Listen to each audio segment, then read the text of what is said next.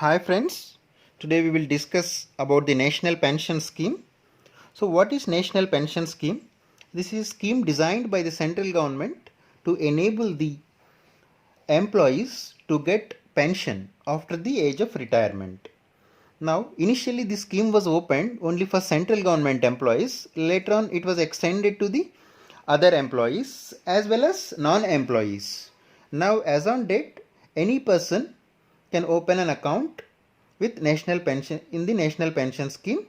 So this pension scheme, how you have to open? Now anybody is having the age between 18 to 65 years, you can open the account and deposit the money so that you will be able to get pension after the age of 60 years.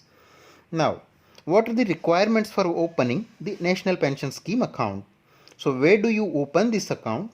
What is the minimum amount and maximum amount that you can invest? So all these things we will learn one by one.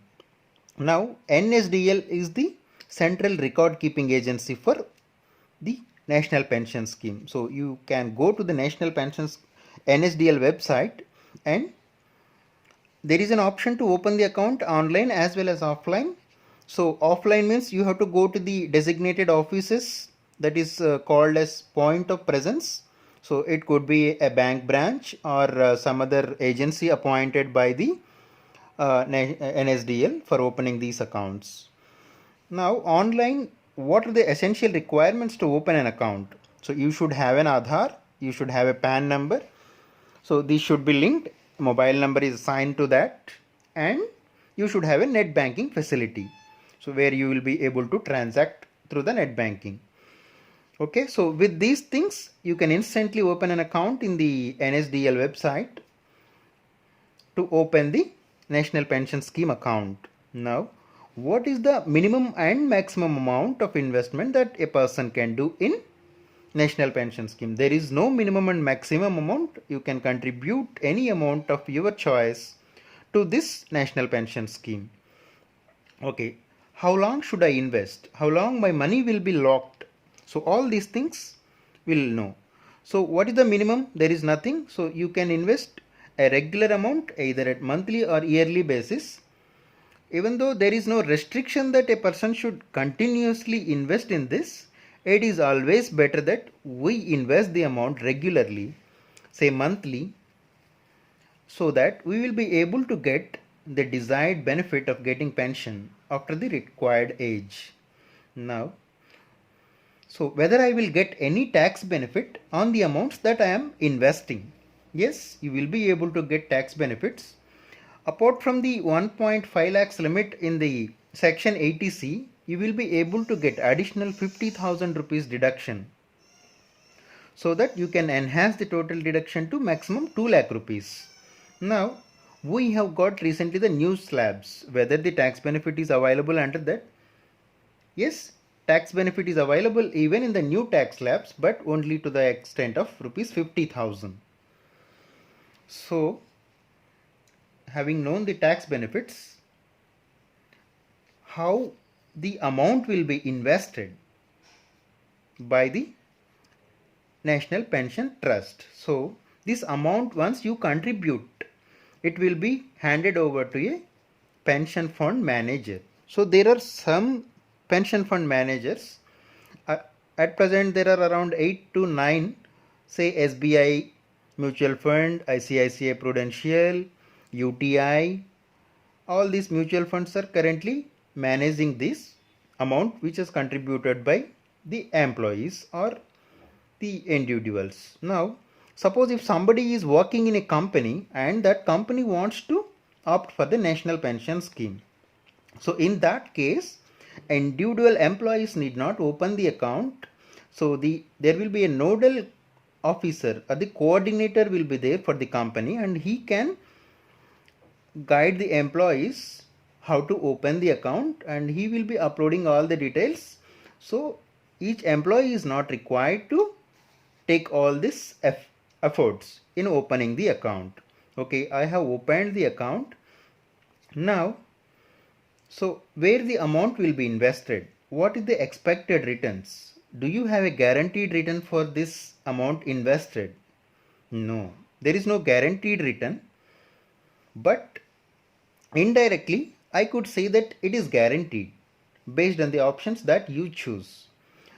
The amount what you have contributed can be invested based on your decision, certain subject to certain conditions. Now what are the conditions how the amount can be invested? Say there is option to invest the contribution, say in government securities, corporate debt and equity markets. So you cannot contribute the amount which you wish in the equity market because equity is subject to more risks, and this is the amount which you want at an age where you may not be able to earn alternatively. So there should be certain security to your fund, so the government or the agency controlling this is having a certain criteria that you cannot go investing in the equity beyond a certain percentage. Like at present, there is a maximum ceiling of 75% subject to certain age conditions which may change in future. Say now you can give a percentage how much you can invest in the government securities, equity or corporate debt. So there are two options. How do you choose this? There is an auto choice and active choice. So wherein auto choice will give you a certain prescribed percentage that it will be invested in the said instruments. And active choice means you can decide what amounts to be invested in which area. So there are certain conditions, like from 18 to 36 years age you can go to the equity to the maximum allowed, but beyond that there is a percentage reduction every year. So once you opt for auto choice, your amounts will be automatically invested into the specified percentages into each type of instruments. Now there is an additional tax benefit wherein if the company contributes to the national pension scheme of the employee, you will be able to get tax deduction for the amount. So please be clear, if the company is contributing, you will be getting the deduction. This is very interesting beneficial option because you are not investing money, your company is investing, but you are getting tax deduction. So that is very exciting thing that many people are not knowing. So if a company is going to NPS, it is indirectly giving them say 20-30% extra on the amount that they are contributing because you are getting tax benefit. But of course this is limited to maximum 10% of your salary.